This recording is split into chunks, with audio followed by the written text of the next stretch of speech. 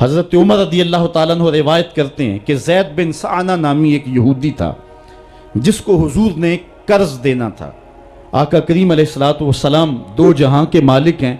لیکن حضور کا فقر اختیاری تھا۔ آقا کریم علیہ السلام کے گھر میں بسا اوقات کتنے کتنے دن چولہا نہیں جلا کرتا تھا۔ حضور ادھار لے کر کے لوگوں کی مصیبتوں کو بھی دور کرتے، اور گھر کا چولہا بھی بعض اوقات ادھار لے کے گرم کرنا پڑتا۔ اعلیٰ حضرت فرماتے ہیں مال کے کونین ہیں گو پاس کچھ رکھتے نہیں، دو جہاں کی نعمتیں ہیں ان کے خالی ہاتھ میں۔ تو کہتے ہیں کہ ایک دن حضور علیہ السلام کی خدمت میں ایک شخص حاضر ہوا جس کا نام زید بن سعانہ ہے اور یہودی ہے، اور اس نے حضور علیہ السلام سے قرض کا تقاضا کیا، لیکن تقاضا اتنے سخت انداز سے کیا کہ اس نے حضور علیہ السلام کی قمیص کو پکڑ کے کھینچا بھی۔ تو حضرت عمر رضی اللہ تعالیٰ عنہ نے جب دیکھا تو بڑے گھور کے اس کی جانب دیکھا اور اس کو پیچھے ہٹاتے ہوئے کہا کہ تجھے شرم نہیں آ رہی کہ اللہ کے رسول کے ساتھ کیسے سلوک کر رہا ہے اور میں تیرے سامنے موجود ہوں؟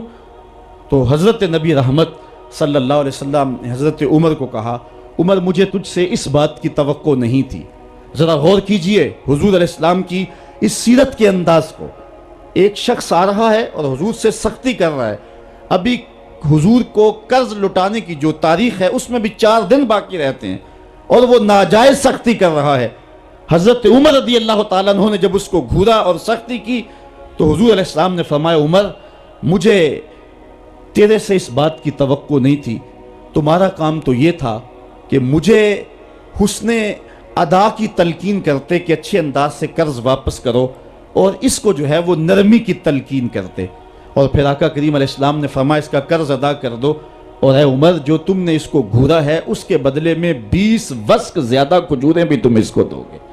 تو زید بن سعانہ نے جب حضور علیہ السلام کی اس سیرت اور اس کردار کو دیکھا، اور حضرت عمر رضی اللہ تعالیٰ عنہ 20 وسق اس کو کھجوریں دے رہے تھے، تو اس نے حضرت عمر کو بتایا کہ میں یہودی ہوں اور میں نے تورات کے اندر نبی آخر الزماں کی شان اور عظمتوں کے بیان کو پڑھا ہے، یہ بات ابھی رہ گئی تھی، باقی ساری نشانیاں میں نے حضور میں دیکھ لی تھی، اب یہ نشانی رہ گئی تھی، آج میں نے یہ بھی دیکھ لی، اور پھر وہ حضور کی خدمت میں حاضر ہو کر اسلام کے دائرے میں داخل ہو کر حضور کا عبدی غلام بن۔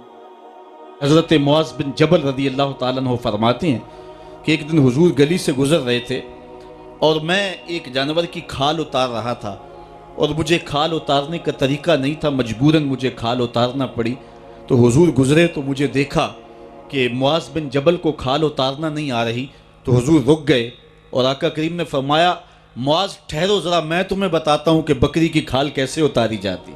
اور آقا کریم آگے بڑھے اور حضور نے خود جو ہے وہ کھال اتاری، اور پھر مجھے فرمایا معاذ ایسے کھال اتارا کرتے ہیں۔ آج ہم اپنے بڑے پن کو اور اپنی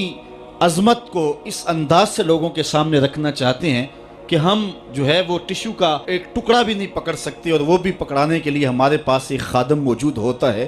لیکن آقا کریم علیہ السلام کی زندگی اور حضور علیہ السلام کی سیرت کی سادگی کا حسن اور جمال یہ ہے کہ حضور اپنے کپڑوں کو خود مرمت کر لیتے ہیں اور اپنے دیگر کام خود کرتے ہیں اور بطیب خاطر کرتے ہیں، اور اس میں کوئی چیز اپنے لیے شرمندگی کی محسوس نہیں کرتے ہیں۔ حضرت حسن رضی اللہ تعالی عنہ حضور علیہ السلام کے نواسے بھی ہیں اور آقا کریم علیہ السلام کی صحابیت کا شرف بھی پایا ہے۔ کہتے ہیں کہ کانا یجلس علی الارض، حضور علیہ السلام کی سیرت یہ ہے کہ حضور زمین پہ بیٹھ جاتے تھے، زمین پر بیٹھنے میں حضور شرمندگی محسوس نہیں کیا کرتے تھے، اس کو اپنے سٹیٹس کے خلاف نہیں سمجھا کرتے تھے، زمین کے اوپر حضور بیٹھ جایا کرتے تھے، اور فرماتے ہیں وَيَطْعَمُ، اور زمین کے اوپر بیٹھ کر کے حضور علیہ السلام کھانا تناول فرمایا کرتے تھے۔ حضور کی عادت یہ تھی کہ آقا کریم جب بھی کھانا کھاتے تو حضور جھک کر کے کھانا کھاتے۔ فرماتے ہیں کہ میرے پاس ایک فرشتہ آیا جو کعبۃ اللہ کے صحن میں کھڑا تھا، اور اس کی کمر کعبۃ اللہ کی چھت کے برابر تھی، اتنا اس کا قد تھا، اور اس نے مجھے کہا کہ آپ اگر چاہیں تو آپ کو نبی اور بادشاہ بنا دیتے ہیں، اور آپ اگر چاہیں تو آپ کو عبد اور نبی بناتے ہیں۔ تو فرماتے ہیں کہ میں نے جبریل کو دیکھا، اور جبریل مجھے اشارے سے تواضع کا حکم دے رہے ہیں، تو میں نے عرض کی کہ میں نبی اور عبد بننا چاہتا ہوں۔ تو جب یہ بات حضور نے کہی تو فرمایا عائشہ اگر میں نبی اور بادشاہ بنتا تو یہ جتنے بھی پہاڑ ہیں یہ سونا بن کے میرے ساتھ چلتے، لیکن میں نے اس بات کو اختیار نہیں کیا۔ اور اس کے بعد حضور علیہ السلام جب بھی کبھی کھانا کھاتے تو حضور جھک کر کے کھاتے، جس طرح مالک کی دہلیز سے خیرات ملتی ہے اور کوئی خادم اس کو جو ہے وہ شکرانے کے طور پہ جو ہے وہ انتہائی عجز کے ساتھ کھاتا ہے، ساری زندگی حضور نے کھاتے اور پیتے ہوئے تکیہ نہیں لگایا، ہاتھ میں پلیٹ پکڑ کے اکڑ کے یا ٹہل کر کے یا جو ہے وہ بالکل سیدھے ہو کے نہیں، تھوڑا سا جھک کر کے بغیر تکیے کے حضور علیہ السلام کھانا کھانا پسند فرمایا کرتے تھے، اور فرماتے میں اس طرح کھاتا ہوں جس طرح بندے کھاتے ہیں، اور میں اس طرح بیٹھتا ہوں جس طرح اس کے عبد اور اس کے بندے بیٹھتے ہیں۔ یہ حضور علیہ السلام کا طریقہ ہے۔ ایک دن آقا کریم علیہ السلام ایک چٹان کے اوپر بیٹھے تھے اور حضور علیہ السلام قدید کھا رہے تھے۔ یہ خشک گوشت جو کر کے اس کو بعد میں جب پکایا جاتا ہے تو اس کو قدید کہتے ہیں، یا سرید تھی، حضور کھا رہے تھے۔ تو ایک خاتون وہ گزری اور اس کے بارے میں اہل علم کہتے ہیں کہ وہ بڑی زبان دراز تھی اور وہ مردوں کو بھی ایسی ایسی باتیں کرتی کہ لوگ جو ہے وہ اس کی شر سے بچا کرتے تھے۔ تو اس نے کہا کہ آپ تو ایسے کھا رہے ہیں جس طرح کے عبد کھاتے ہیں۔ تو حضور علیہ السلام نے فرمایا اگر میں عبد نہیں ہوں تو کون عبد ہے؟ فرمایا میں سب سے بڑا عبد ہوں۔ تو جب یہ بات سنی تو اس کے قدم رک گئے اور اس نے حضور علیہ السلام کی خدمت میں عرض کی کہ حضور آپ پھر اکیلے ہی کھا رہے ہیں، مجھے بھی کھلائیں۔ تو حضور نے ایک لقمہ اٹھایا، فرمایا لو تم بھی کھا لو۔ تو اس نے کہا یہ نہیں، بلکہ جو آپ کے منہ میں ہے میں وہ کھانا چاہتی ہوں۔ تو حضور علیہ السلام نے اپنے منہ کا نوالا نکال کر کے اس کے منہ میں ڈال دیا۔ تو کہتے ہیں کہ اس کے بعد کبھی بھی اس کی زبان پر کبھی فحش بات آئی نہیں تھی۔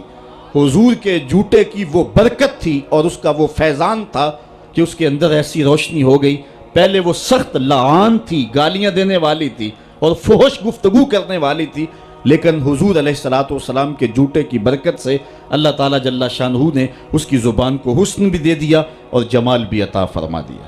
تو حضور علیہ السلام کی عادت تھی کہ آقا کریم زمین پہ بیٹھ کے کھاتے، جھک کے کھاتے، فرماتے میں ایسے کھاتا ہوں جس طرح عبد کھاتے ہیں۔ وَيَلْبَسُ الْغَلِيظ، اور آقا کریم علیہ السلام موٹے کپڑے پہنتے تھے، باریک ترین کپڑے پہننے سے حضور نے گریز کیا ہے۔ اور یہ وَيُطِيلُ الصَّلَاةَ، اور حضور کی نماز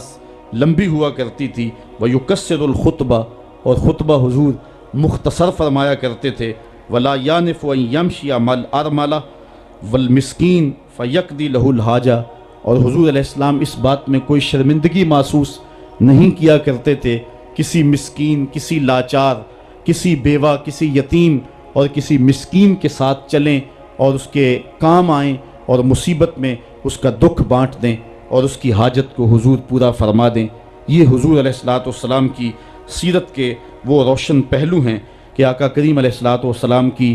سیرت زمانے کے سامنے ایسا نور بانٹتی ہے، ایسے اجالے پھیلاتی ہے۔ ایک شخص نے حضور علیہ السلام سے وعدہ کیا کہ آپ یہاں رکیں اور میں ابھی آتا ہوں، تو آقا کریم علیہ السلام اس کے انتظار میں وہاں رکے۔ 3 دن گزر گئے اور وہ نہ آیا، چونکہ حضور وعدہ کر چکے تھے کہ میں تیرے آنے تک یہاں رہوں گا۔ تیسرے دن اس کو جا کے یاد آیا تو وہ واپس پلٹا، تو آقا کریم نے جواب میں صرف اتنی بات کہی، آپ نے فرمایا یا فتیٰ قد شککت علیہ، اے نوجوان تو نے تو مجھ کو مشقت میں ڈال دیا۔